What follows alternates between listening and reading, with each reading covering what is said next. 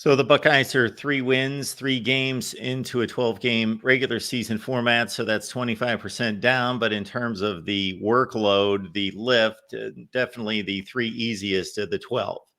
So this one, it kind of goes in stages. Game 2 was supposed to be tougher than game 1.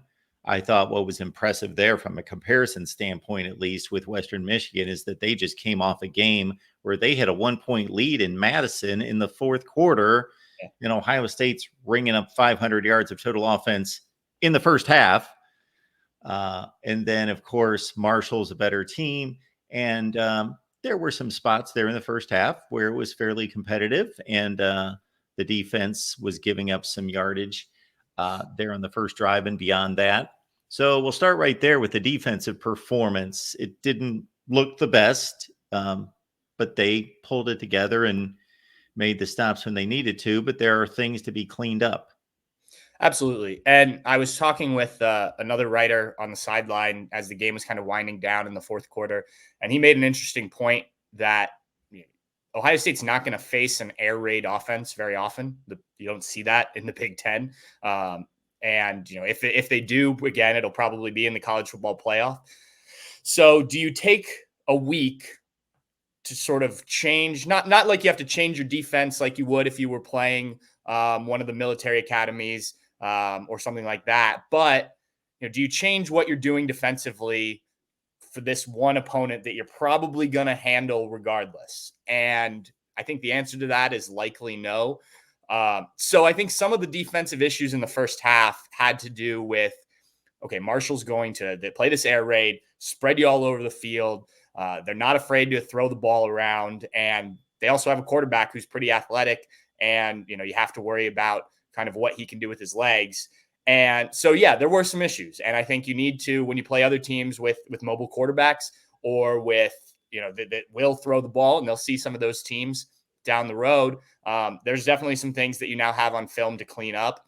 But I think you also saw in the second half, now granted, Marshall quarterback Stone Earl did leave the game.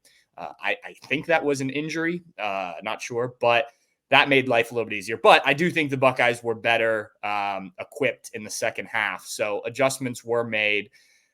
Am I worried about this defense? No.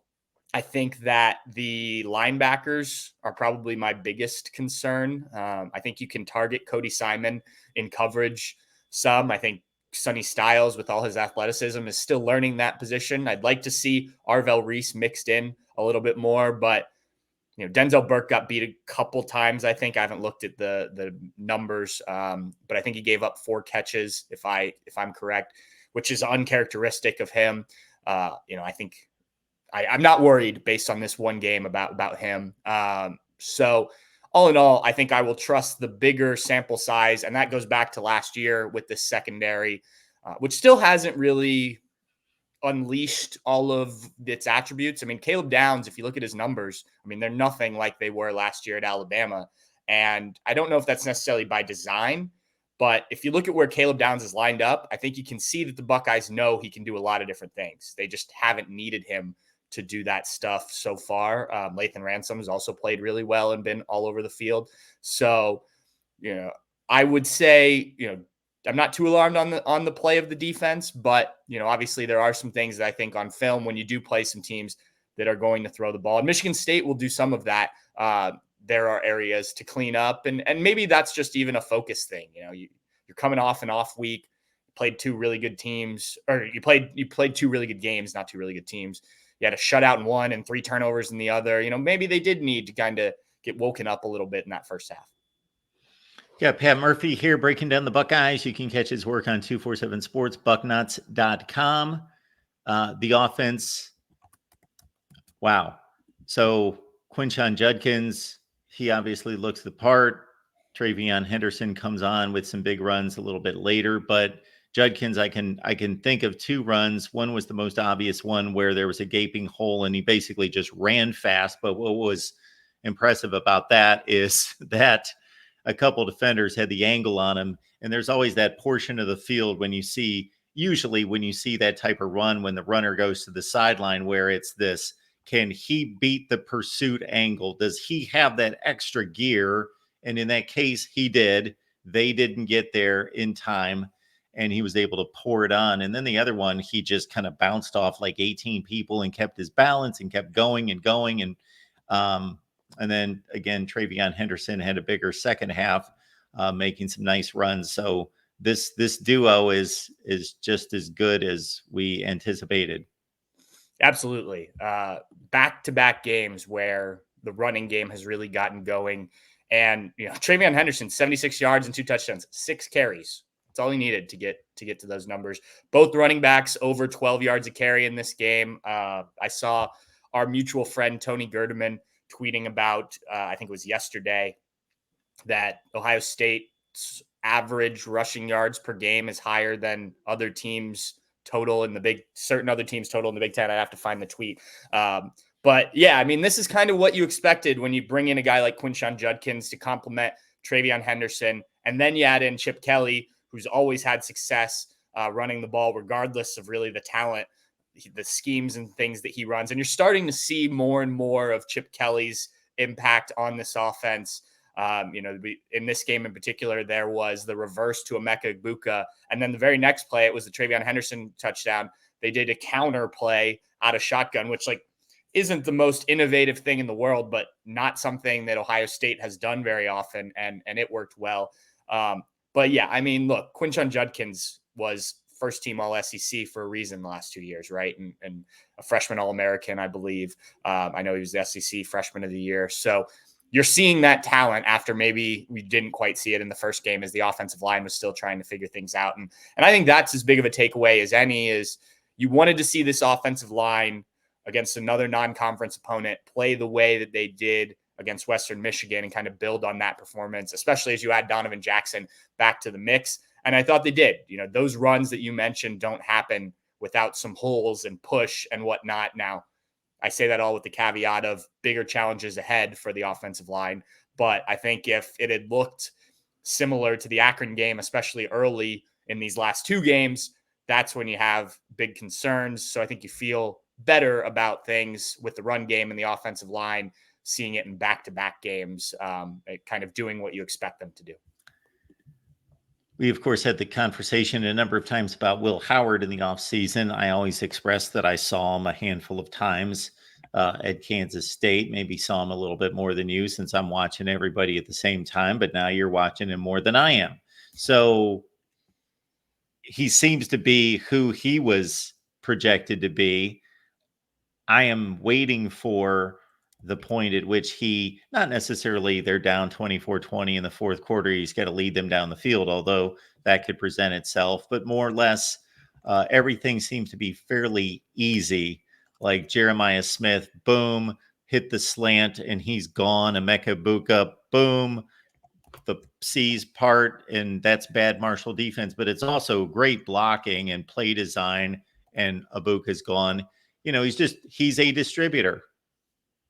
Yeah, and I think going back and watching some of the Kansas State, and you still probably watch more than I have, I do think there's an evolution here. And Chip Kelly worked with, gave him some things to work on coming out of spring practice. Will Howard had 2 different quarterback coaches, I believe, if I remember what he said correctly, that he worked with throughout the summer to just kind of fine tune some things. He changed his body a little bit too. He's leaner, I think, than he was when he arrived at Ohio State. So he's doing some things, I think, that maybe he wasn't. And he's talked about this too, throwing when guys aren't obviously open.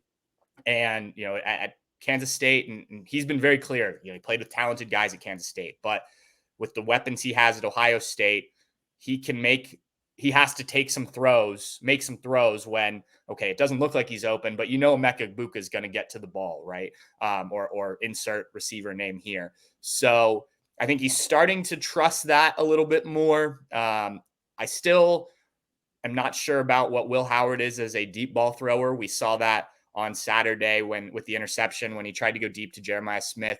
Didn't put enough on it. I also thought Jeremiah Smith could have given a little bit more effort there off the line of scrimmage and then maybe to help knock that ball down. But that's a true freshman playing his 3rd college game, so I'm not going to put too much blame on him.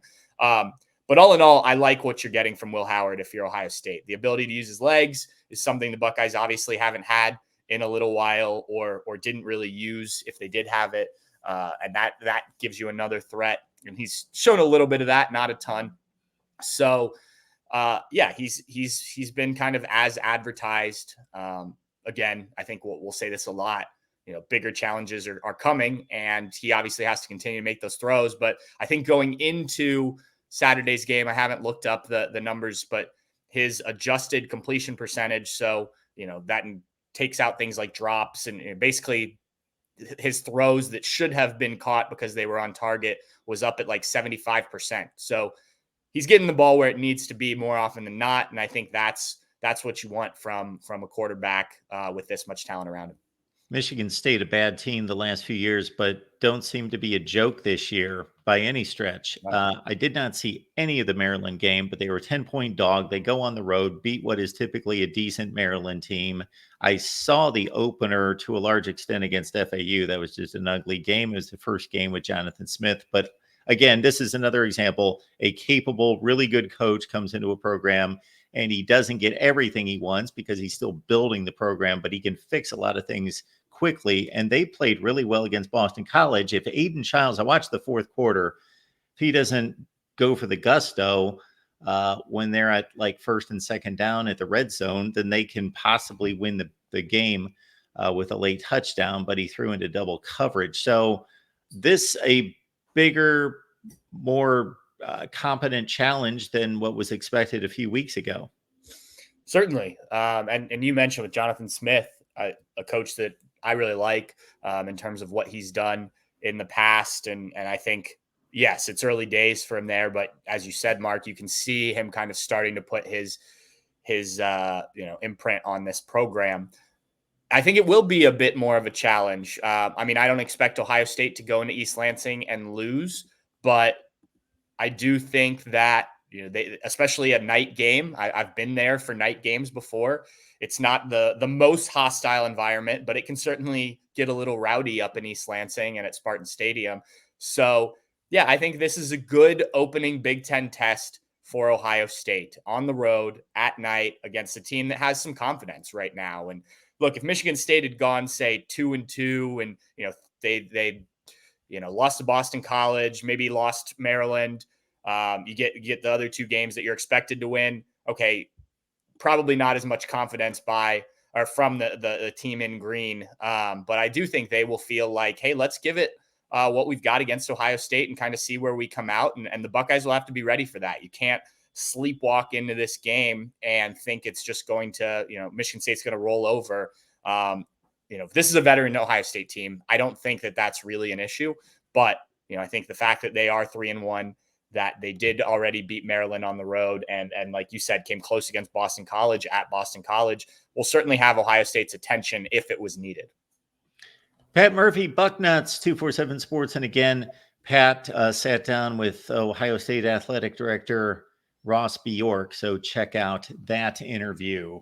And then the interview or the reaction to that's what we do now. Like if Aaron Rodgers is walking off the field and he makes some kind of comment at halftime, then there's a bunch of tweets about what Aaron Rodgers said and podcasts about what he said. But then there are the podcasts about the reaction to what Aaron Rodgers said.